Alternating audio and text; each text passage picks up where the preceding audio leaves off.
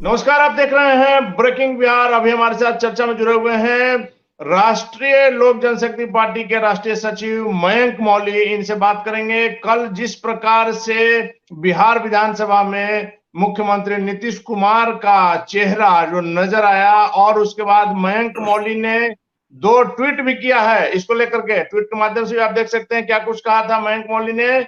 मयंक मौली से सीधी बात कर रहे हैं। मयंक जी, कल आपने जो ट्वीट किया था मुख्यमंत्री जी को लेकर के, क्या माना जाए?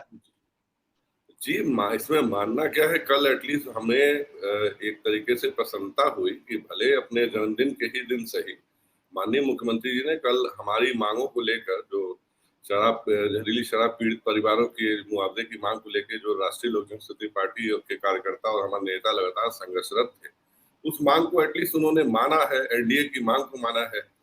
हमारे एनडीए के सारे घटक दल, भाजपा, हम और बाकी सब उनसे मांग कर रहे थे कि एटलीस्ट जो पीड़ित परिवार हैं, जो बिछड़ गए हैं, जिनके अपने मर गए शराब के कारण, और जो बच गए उन्हें एटलीस्ट एक मुआवजा मिलना चाहिए मानवीय आधार पे।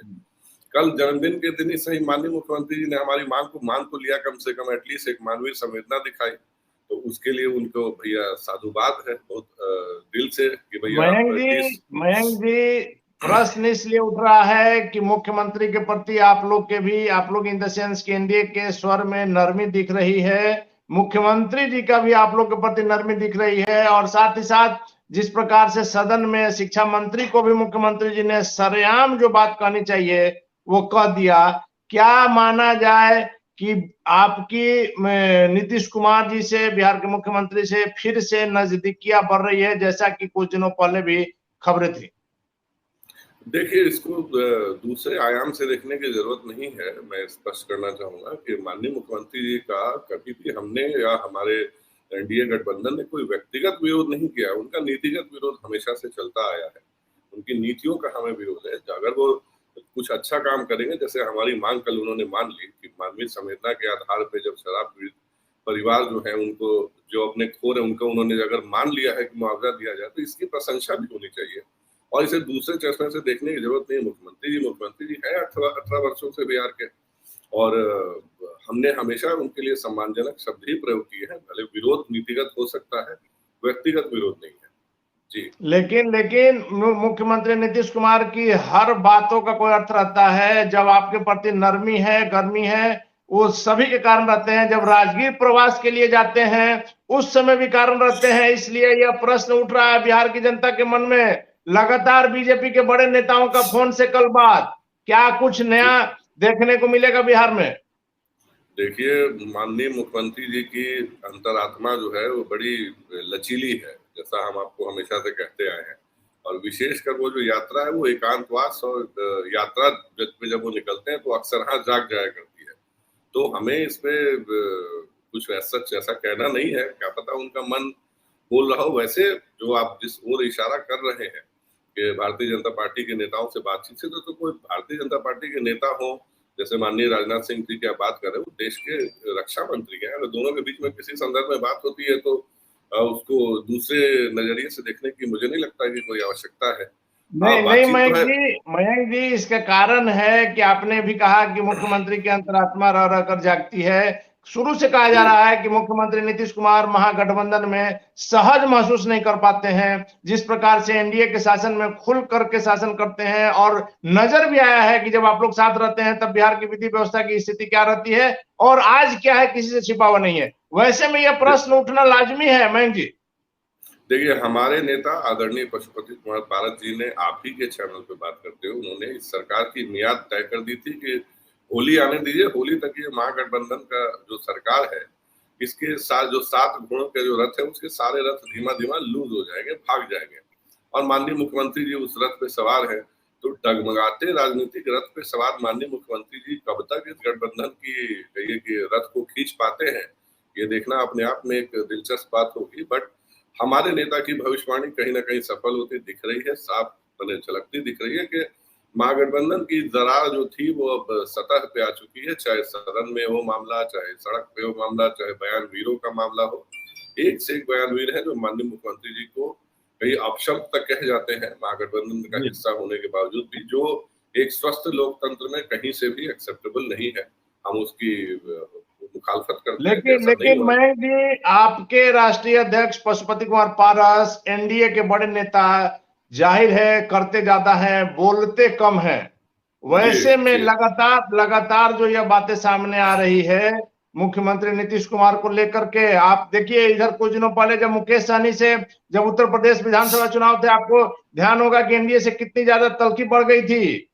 क्या जी स्थिति था, सारे विधायक को आप लोगों ने मिला लिया और आज उनको फिर से आप लोगों ने सुरक्षा मुहैया कराया है। कहा जा रहा है कि जीतन राम मांझी पर भी आप लोग की निगाह है। अभी से एनडीए जो है वो लोकसभा चुनाव की तैयारी कर रही है। वैसे में आपके हर कदम पर कहीं ना कहीं कुछ बात रहती है।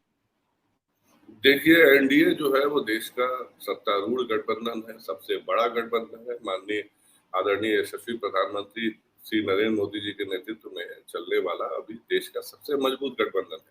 तो ऑब्वियस है ये कि जब चुनाव नजदीक है, 2024 अब देश लगभग चुनाव के मूड में जा चुका है। तो उस दौर में लोग जो होते हैं, राजनीतिक दल जो होते हैं, वो जो मजबूत हाथ है उसको पकड़ना चाहते हैं। तो इसे कहीं से भी आश्चर्य के तौर पर नहीं लेना चाहिए कि हमारे गठबंधन से लोग में जुड़ने की होड़ मच रही है। तकलीफ उन्हें होनी चाहिए जो कि एंटी नेशनल ताकतें हैं, जो कि समाज में वैमनस्य फैला रही हैं, समाज में आपसी सौहार्द बिगाड़ने का जो काम कर रही है। और कुछ छदम जो नेता हैं जो कि हमारा नाम लेकर के, हमारे दल का नाम लेकर के, हमारे गठबंधन का नाम लेकर के मार्केट में तथाकथित कुछ नामों से जाने जाते हैं। उन लोगों को चिंता करने की जरूरत है जिन्हें के लिए इस गठबंधन में या किसी भी गठबंधन में कोई जगह बनती दिख नहीं रही है। हमें क्या है, हमारे पास तो कहिए कि जनाधार है, हमारे नेता का कह लीजिए, चाहे आदरणीय प्रधानमंत्री जी का कह लीजिए, लोग जुड़ रहे हैं। तो इसमें कोई आश्चर्य की बात थोड़ी है। लोग हमेशा जो है वो मजबूत हाथ को ही पकड़ते हैं, राजनीति जहाँ पे आ जाती है वहां पे। जी, आपके राष्ट्रीय अध्यक्ष कहा जाता था कि क्षेत्र में कम आते हैं। इन दिनों जो उनकी एक्टिविटी बढ़ी है कि एक पैर दिल्ली एक पैर पटना रहता है, पटना भी आते हैं तो लगातार बिहार का भ्रमण करते रहते हैं। क्या कुछ हो रहा है मयंक जी? देखिए, पता नहीं ये कौन लोग थे, मतलब जिनके बारे में आप बात कर रहे हैं, जिनके के माने हमारे नेता की बढ़ती लोकप्रियता देख के उनकी पीड़ा जो है वो असहनीय है और असहनीय होनी भी चाहिए। जो अनर्गल आरोप लगाया करते थे, आपने खुद ही बताया कि हमारे नेता जो है एक पैर दिल्ली में तो एक पैर पटना में और हाजीपुर में अपने संसदीय क्षेत्र में अक्सर बिता रहे हैं। और जब हम और आप बात करें तो अभी भी वो अपने संसदीय क्षेत्र में ही है। तो इसमें कोई आश्चर्य की बात नहीं होनी चाहिए। हमारे नेता जो है सदैव, कहिए जो आज साहब ने खुद कहा कि वो बात कम करते हैं, काम ज्यादा करते हैं, तो सिंपल सी बात है। तो वो एक नेता का जो जिस पीढ़ी के वो नेता है, उस दौर में ऐसे ही नेता पाए जाते थे। वही कहिए कि उन नेताओं का मयंक जी, आज का दिन आप लोग के लिए तो थोड़ा ज्यादा उत्साह वर्धन करने वाला है। जिस प्रकार से 3 राज्यों के चुनाव आए हैं, त्रिपुरा में, नागालैंड में करीब करीब आपकी सरकार बन ही गई। नागालैंड में तो क्लियर है और त्रिपुरा में भी करीब करीब आप लोग सरकार की ओर बढ़ रहे हैं। क्या मोदी जी की लोकप्रियता बढ़ते जा रही है? ये भी कहा जा रहा था बीच में कि मोदी मैजिक जो है वो घट रहा है, लेकिन परिणाम तो कुछ और कह रहे हैं। परिणाम आपके सामने है। सत्य को प्रमाण की क्या आवश्यकता है? देख लीजिए, मोदी मैजिक जिसको कहा जाता है या मोदी लहर जिसको लोग कहते हैं, और चाहे 2024 के परिप्रेक्ष्य में जिसको दे रहा है, तो ये आंकड़े बताने के लिए काफी है कि देश में अभी भी माननीय प्रधानमंत्री श्री नरेंद्र मोदी जी के प्रति कितना लगाव है, किस कदर लोग, यहाँ नहीं तो सुदूर पूर्वोत्तर राज्यों की हम बात कर रहे हैं, वहां पर भी मोदी मैजिक चलता हुआ दिख रहा है। जहां पे पहले ऐसा माना जाता था कि वो भाजपा के लिए या एनडीए गठबंधन के लिए सूटेबल जगह नहीं है, बट आप देखिए कि अब एनडीए गठबंधन जो है वहां पर भी सरकार बनाने की पोजीशन में आ रहा है और लगातार आ रहा है। अब ऐसे जगहों पे भी अपनी कहिए कि अपने आप को स्थापित कर पा रहे हैं जो तथाकथित रूप से हमारे लिए नेचुरल कहिए कि राजनीतिक रूप से नेचुरल पिच नहीं हुआ करती थी। बट देखिए, ये मोदी जी के ही कहिए लोकप्रियता है जिससे ने कहिए कि पूर्वोत्तर राज्यों में भी एनडीए गठबंधन की सरकार बनाने की पोजीशन में फिर से ला दिया है। मयंक जी 3 जगह चुनाव हुए, उसमें नागालैंड में चिराग पासवान की भूमिका को तो आप मानेंगे। जिस प्रकार से इन चुनाव के पहले पूरी की पूरी जदयू को उन्होंने फिर से मिला दिया, वैसे में और चिराग पासवान भी वहां खड़े थे। तो इस बार चिराग पासवान की भूमिका आप मानेंगे या यहाँ नागालैंड में भी नहीं मानेंगे? कहाँ का जिनकी बात कर रहे हैं, कितनी सीट आई है उनको बाय द वे? नहीं, एनडीए को वहां करीब अभी 40 सीटें हैं, करीब एनडीए को है करीब ना, फाइनल। एनडीए को है ना, ये जिन नेता की आप बात कर रहे हैं उनको कितनी सीटें आई वैसे जहां पे वो चुनाव लड़ने गए थे? कुछ आंकड़ा हो तो बताएं जरा मुझे, मैं थोड़ा स्पष्ट नहीं, नहीं, अभी क्लियर नहीं है।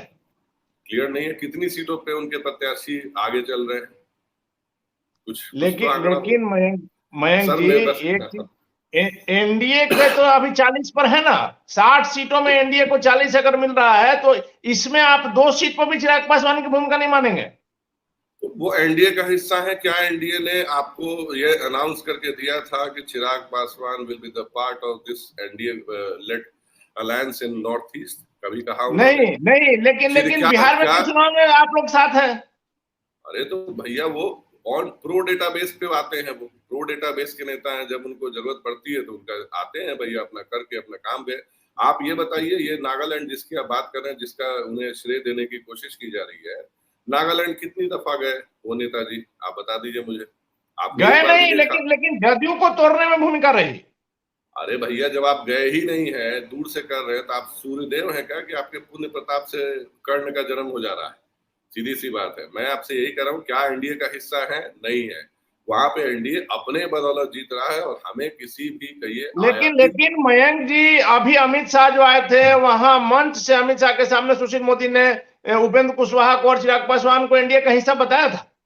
अच्छा, उसी उसी माननीय गृह मंत्री अमित शाह जी के दौरे के ठीक पूर्व जिन नेताजी की आप बात कर रहे हैं, नए नवेले हेलीकॉप्टर वाले नेताजी, वो अपने कार्यकर्ताओं को आदेशित करके निकल जाते हैं कि कोई भी माननीय गृह मंत्री जी के स्वागत नहीं करेगा, कोई उनके स्वागत के लिए एक शब्द नहीं बोलेगा, और अगर वो आ रहे हैं तो वो अपने लिए आ रहे, उससे हमें क्या।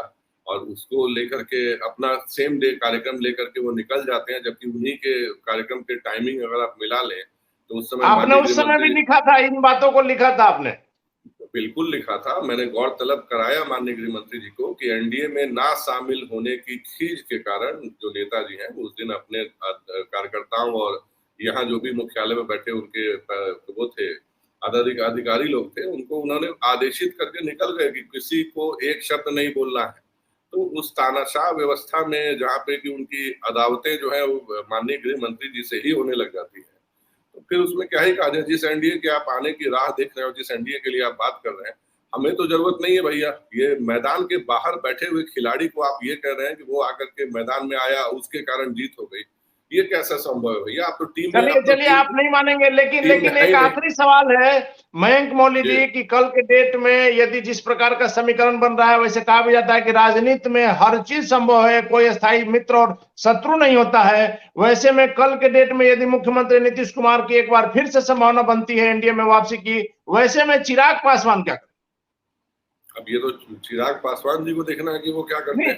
अब आप चूंकि पुराने साथी रहे हैं और अभी भी आप लोग का जो है वो जो संबंध है वो नहीं मिट सकता है, भले आप नहीं माने, लेकिन आप लोग कैसा फील करेंगे? क्या वो उनको सहज महसूस होगा अगर आपके साथ बने रहेंगे? हम बात करें जब मुख्यमंत्री नीतीश कुमार आ जाएंगे एनडीए में तब की। देखिए, चिराग पासवान जी अगर राजनीतिक व्यक्ति होते, राजनीतिक बुद्धि होती, राजनीतिक बौद्धिक क्षमता होती उनके अंदर, तो उनका अपने चाचा और नीतीश चाचा, दोनों चाचाओं से उनके संबंध हमेशा ठीक रहते। उनके मन में या उन्हें कहिए कि जो भी सीख, जो उनके राजनीतिक सलाहकार जो उन्हें सिखाते हैं, वो हमेशा जो उनका आप अगर बयानों को और उनके अगर जो घटनाक्रमों पर आप देखेंगे तो कहीं से भी गैर मैंने राजनीतिक तो बिल्कुल नहीं लगते हैं। जैसा आपने बिल्कुल ठीक कहा, राजनीति में कोई परमानेंट दोस्त, कोई परमानेंट दुश्मन नहीं होता है, और राजनीति हमेशा मुद्दा आधारित होती है। बट इन्होंने व्यक्ति आधारित कर रखा है। इनको माननीय मुख्यमंत्री जी से भी उतना ही द्वेष है जितना अपने सगे चाचा जी से उतना ही विद्वेष है। तो राजनीति द्वेष विद्वेष से ऊपर की चीज है, उन्हें अभी समझना होगा। अभी ठीक है, उनकी उम्र हो गई है एक परिपक्व नेता की, बट अभी भी कहिए बौद्धिक क्षमता जो है उसमें परिपक्वता की अभी कमी देखी जाती है, वो उनके फैसलों में भी दिख जाता है। तो इसीलिए मैं कह रहा हूँ कि अगर वैसा होता है, पहली बात तो ऐसा होने की संभावना है नहीं, क्योंकि हमारे नेता ने भाई स्पष्ट कह दिया है और एनडीए के सारे बड़े नेता ने कह दिया कि अभी एनडीए में हमारे लिए किसी की जगह नहीं, चाहे वो माननीय मुख्यमंत्री जी क्यों ना हो। और रही बात आप जिनकी बात कर रहे हैं, तो ये तो एनडीए का हिस्सा है ही नहीं, ना बिहार में है ना केंद्र में है। और जहाँ की अभी आपने बात की वहां पे तो भैया आप ग्राउंड के बाहर बैठे खिलाड़ी क्या बात कर रहे हैं? ये जो ग्राउंड में आकर के एक इल्यूजन वाला सवाल है कि वही आया जिसने क्या आकर के गेम जिता दिया। तो ये लोजपा रामविलास की ये कहिए कि एक कथनी हमेशा से रही है कि देश में कहीं पर भी चुनाव हो उसका श्रेय घुमा करके मोड़ करके इनको दे देना है। अब कल को पाकिस्तान में चुनाव हो जाए या मंगल ग्रह पर चुनाव जाए, वहां भी चिराग फैक्टर काम कर जाएगा।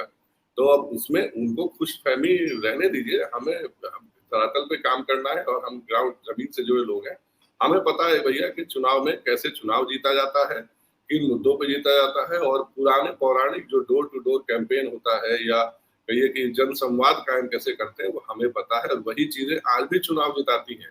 ये सुपरफिशियल हवाई और इंटरनेट के माध्यम से आप सिर्फ केवल लाइक्स और व्यूज बटोर सकते हैं, वोट नहीं बटोर सकते। ये अभी उन नेताजी और उनके पार्टी के लोगों को समझना जरूरी है। चलिए, धन्यवाद आपका। तो ये थे हमारे साथ राष्ट्रीय लोक जनशक्ति पार्टी के राष्ट्रीय सचिव मयंक मौली, जिन्होंने नागालैंड में चिराग की भूमिका से सीधा इनकार किया है। हालांकि आज एनडीए के लिए काफी खुशी का दिन है। जिस प्रकार से 2 राज्यों में एनडीए की सरकार बनती साफ नजर आ रही है, और साथ ही साथ मुख्यमंत्री नीतीश कुमार ने कल जिस प्रकार से बीजेपी के नेताओं से बात किया, जिस प्रकार से जो उनका संवाद हुआ बिहार विधानसभा में, उसे लेकर के एक बार फिर से अटकलों का बाजार गर्म है कि क्या मुख्यमंत्री नीतीश कुमार एक बार फिर से पलटी मार सकते हैं। वैसे मयंक मौली ने ऐसी किसी भी संभावना से इनकार किया है, लेकिन बिहार की राजनीति में क्या कुछ होगा यह देखना काफी दिलचस्प होगा। फिलहाल आप बने रहें ब्रेकिंग व्याख्या।